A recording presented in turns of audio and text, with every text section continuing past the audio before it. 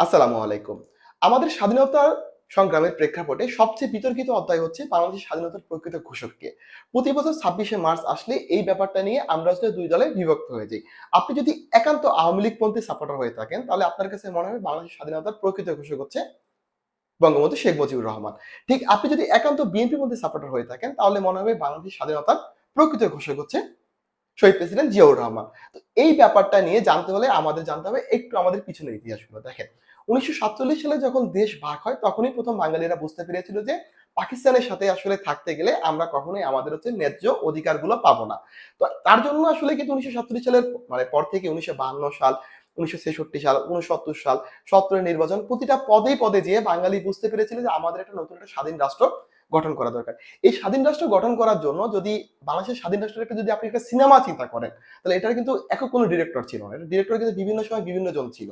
এই ক্ষেত্রে যদি আপনি জানেন যে মাওলানা ভাসানী থেকে শুরু করে আপনি হচ্ছে বঙ্গবন্ধু শেখ মুজিবুর রহমান, তাসউদ্দিন আহমেদ, তারপর হচ্ছে নিউক্লিয়াসের সদস্য আব্দুর রাজ্জাক এবং হচ্ছে সিরাজুল আলম খান থেকে শুরু করে সবাই কিন্তু কোনো না কোনো ভাবে অবদান রেখেছিল।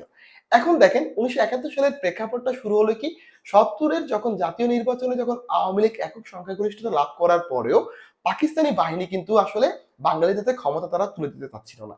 ঠিক সে সময় কিন্তু বাঙালি জাতির মধ্যে স্বাধীনতার ধারণাটা আরো প্রকটভাবে ফুটে ওঠে। ৭ই মার্চের ভাষণে বঙ্গবন্ধু কিন্তু বলেছিলেন যে, "এবারের সংগ্রাম আমাদের মুক্তি সংগ্রাম, এবারের সংগ্রাম আমাদের স্বাধীনতা সংগ্রাম।" কিন্তু তিনি তখন স্পষ্টত বাংলাদেশের স্বাধীনতার জন্য যে সামরিক যুদ্ধের তিনি কিন্তু ঘোষণাটা দিতে পারেননি। কারণ সে সময় সামরিক ঘোষণাটা যদি তিনি দিয়ে দিতেন, তাহলে কিন্তু তাকে হচ্ছে দেশদ্রোহী ভাবে গণ্য করা হতো। এই প্রেক্ষাপট থেকে তার যুক্তিতে তিনি স্বাধীনতার তখন স্পষ্টত ঘোষণা দেয়নি। কিন্তু ২৫শে মার্চের কালো রাতের প্রেক্ষাপটে কিন্তু বাংলাদেশে অনেক কিছুই পরিবর্তন ঘটে যায়। ২৫শে মার্চেই যখন হচ্ছে পাকিস্তানি হানাদার বাহিনী ঢাকায় যখন তারা নির্বিচারে নিরস্ত্র বাঙালিদের উপর হামলা করে, বাঙালিদেরকে আসলে তারা হত্যা করে এবং তর্ক সাপেক্ষে যখন হচ্ছে বঙ্গবন্ধু শেখ মুজিবুর রহমান ঐদিন গ্রেপ্তার হয় বা আত্মসমর্পণ করেন, তারপরে কিন্তু বাঙালি জাতি কিন্তু পুরোটা একটা টালমাটাল অবস্থার মধ্যে যায়। কিন্তু এই ঢাকায় পাকিস্তানি হানাদার বাহিনীর এই ধ্বংসযজ্ঞের কথা কিন্তু পুরো বাংলাদেশে ছড়িয়ে যায়। ঠিক সে সময় চট্টগ্রামের যে ৮ম ইস্ট বেঙ্গল রেজিমেন্ট ছিল, রেজিমেন্টের দায়িত্বে ছিলেন সেই সময় হচ্ছে পাকিস্তানি হচ্ছে একজন কর্নেল, উনার নাম ছিল আব্দুল রশিদ জাঞ্জুয়া। তিনি কিন্তু তখন হচ্ছে পাকিস্তানের যে বন্দর থেকে তারা কিন্তু পাকিস্তানি বাহিনী তারা কিন্তু অস্ত্র তারা হচ্ছে খালাস করার চেষ্টা করেছিলেন। এবং তিনি তলে, তলে প্ল্যান করেছিলেন যে বাঙালি যারা হচ্ছে যে আর্মি অফিসার আছেন তাদেরকে হত্যা করতে হবে। এখন মেজর জিয়াউর রহমান উনি ওই সময় ৮ম ইস্ট বেঙ্গল রেজিমেন্টের একজন আর্মি অফিসার ছিলেন। তিনি বেশ জনপ্রিয় বাঙালি একজন অফিসার ছিলেন এবং তাকে কিন্তু একটা হত্যা করার পরিকল্পনা করেন হচ্ছে যে ওই আব্দুল রশিদ জাঞ্জুয়া। কিন্তু তাকে তো আসলে তার ওই রেজিমেন্টের ভিতরে হত্যা করাটা সহজ ছিল না। তিনি বেশ জনপ্রিয় ছিল।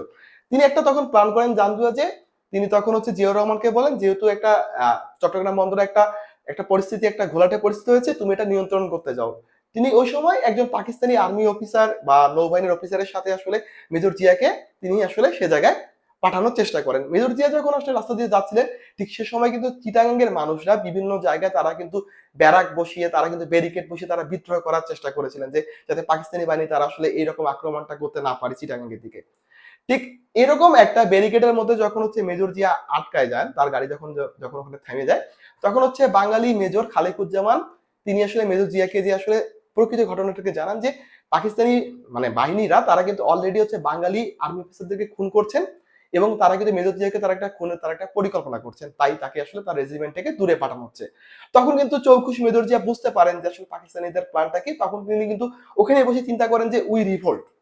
আমরাও আসলে পাল্টা জবাব দিব। এই পাল্টা জবাব দেওয়ার জন্য তিনি তখন মেজর খালিকুজ্জামানকে বলেন যে তুমি এখন কর্নেল অলির কাছে ফিরে যাও এবং বাঙালি সেনাবাহিনীদেরকে প্রস্তুতি গ্রহণ করতে বলো যে আমরা সশস্ত্র সংগ্রামের দিকে যাব। তো এই সময় কিন্তু আসলে তখন কিন্তু মেজর জিয়ার যে নেতৃত্বাধীন বাহিনীটা ছিল তারা কিন্তু সে সময় ৮ম ইস্ট বেঙ্গল রেজিমেন্টের যারা আসলে পাকিস্তানের অনুগত পাকিস্তানি আর্মি অফিসার ছিল তাদেরকে আসলে বন্দী করেন এবং পরবর্তীতে তাদের কাছে ব্রাশ ফায়ার করে মেরে ফেলে এবং ওইখান থেকে কিন্তু বাঙালি সেনাবাহিনী সশস্ত্র সংগ্রামটা যুদ্ধটা শুরু হয়। কিন্তু ব্যাপার হচ্ছে যে জিয়াউর রহমান যে সংগ্রামটা বা যুদ্ধটা শুরু করলেন এটা তো আসলে শুধু চিটাগাঁয়ে করলে হবে না। এটা তো আসলে সারা বাংলাদেশে প্লাস হচ্ছে সারা পৃথিবীতে এটা আসলে ছড়িয়ে দিতে হবে। এই ছড়িয়ে দেওয়ার জন্য তখন আসলে কালুরঘাট বেতার কেন্দ্রে যেয়ে জিয়াউর রহমান আসলে স্বাধীনতার পক্ষে ঘোষণাপত্রটা পাঠ করেন।